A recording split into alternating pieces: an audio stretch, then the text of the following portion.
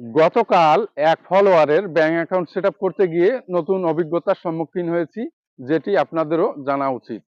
তো প্রিয় দর্শক, আমি যখন তার ব্যাংক অ্যাকাউন্ট সেট করতে যাই, আপনারা জানেন ব্যাংক অ্যাকাউন্ট সেট করতে গেলে 5টি স্টেপ অতিক্রম করতে হয়।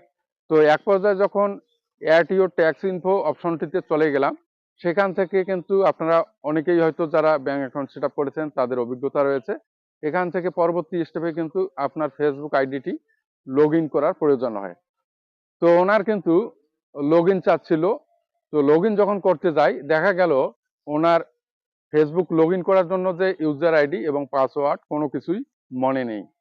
তো আপনারা যদি এখান থেকে এই ফেসবুক থেকে আর্নিং করতে চান, এই জিনিসগুলো কিন্তু আপনাদেরকে অবশ্যই সংরক্ষণ করতে হবে। যেমন ইউজার আইডি, পাসওয়ার্ড এবং যে নম্বর দিয়ে আপনি প্রোফাইল ক্রিয়েট করেছেন, যেটি অ্যাক্টিভ রয়েছে, এই জিনিসগুলো কিন্তু আপনাকে অবশ্যই সংরক্ষণে রাখতে হবে।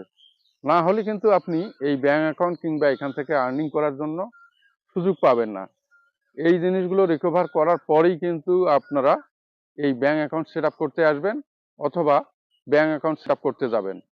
তো এই ছিল আজকে। ধন্যবাদ।